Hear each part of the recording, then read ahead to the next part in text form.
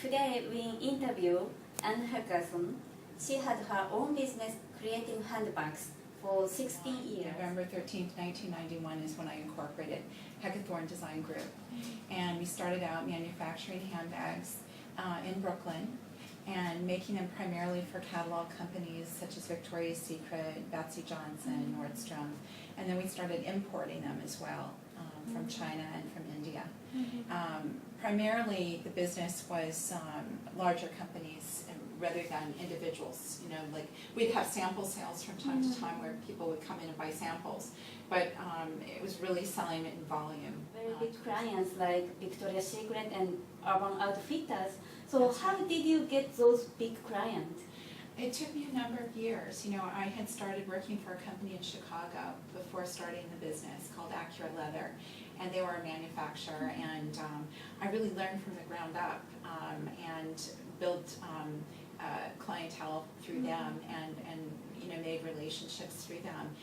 And my buyer from Victoria's Secret had been a buyer before at Abraham & Straus, which Macy's bought and is part of their conglomerate today. But so you make relationships as you go along, and I was very fortunate because in the early 90s the catalog business really took off, and I had this person at Victoria's Secret and then someone at Orvis, which is a more not as fashiony of company, and that helped build that kind of foundation.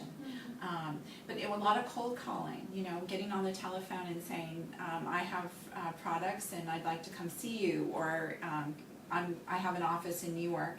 I had a showroom on 5th Avenue and 30th Street, and you know, please come in and try to make appointments with them. And it took a lot of time to develop those relationships. But as I was saying, like a relationship that I had with Paul from Victoria's Secret, that started when he was really at a former company, Abraham & Straus. And so it was a number of years to build that up, and that was one of my largest customers. Thank you. You're welcome. And your handbags were made in China, also in India. That's right. So I think doing business in foreign country is sometimes very difficult, or maybe emerging many problems.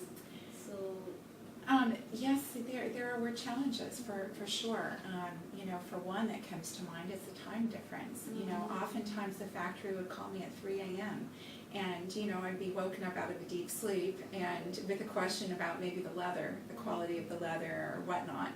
And you know, that distance is definitely a challenge.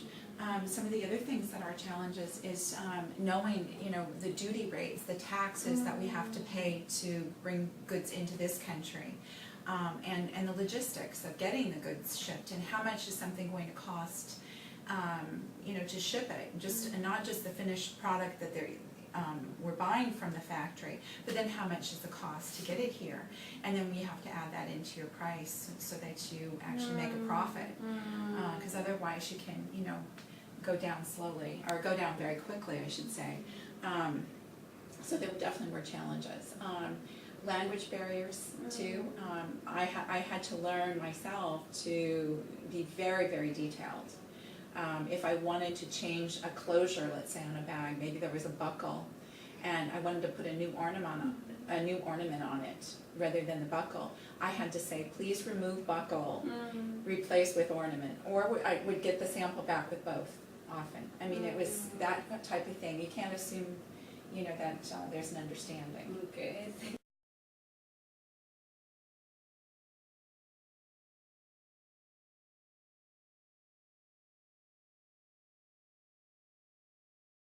Could you tell me about Haiti International? Haiti Corps is an organization that started as a result of the earthquake.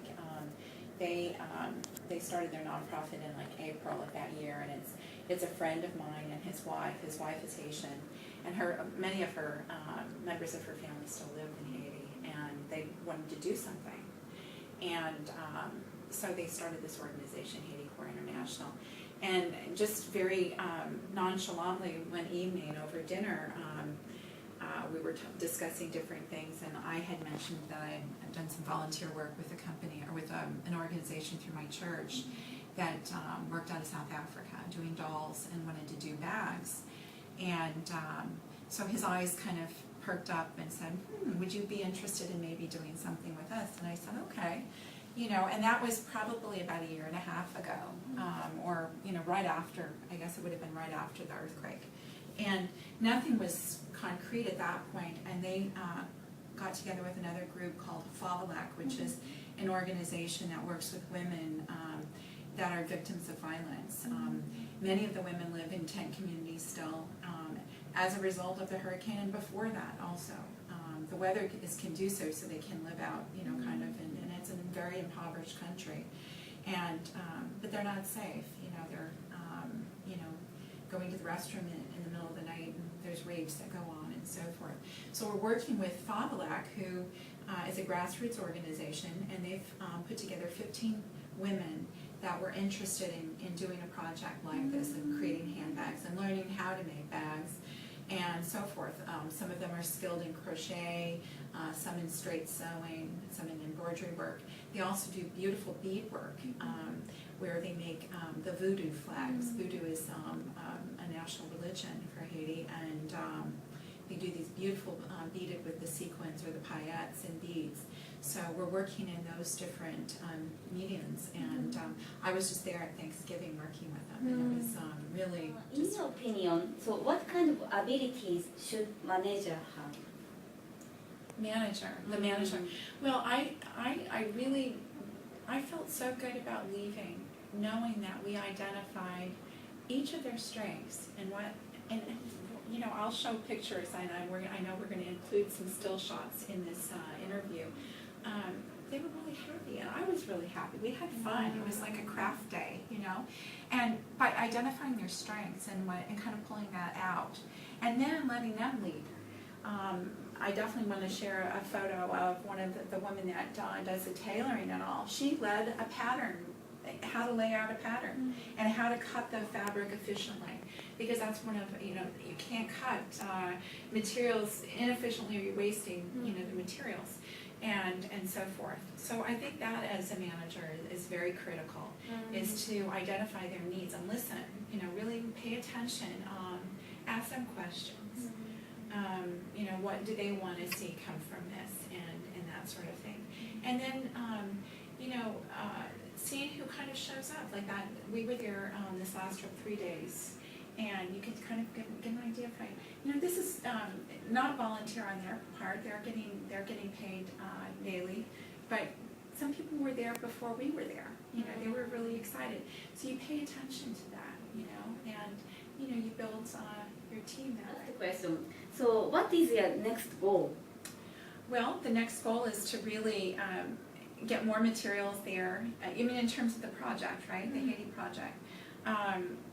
To get more of a flow of materials there, now that we know the structure of the employees and so forth, get more of a flow of materials there, and assignments, you know, and be more systematic about that. Okay, so I want to know about, so after you graduate college, so what is the next Oh, my next personal goal? Well, I would like to adopt this program, this project in other countries. You know, there's beautiful parts of northern India that the crafts are just amazing. And not only helping the women in the country, but selling the products here. You know, my contacts here in the United States, what I'd like to be is like a liaison for them, so that the profits that are made here in the States can go back to them, so that it's a more fair and equitable relationship. Thank you so much today. Thank you for asking me.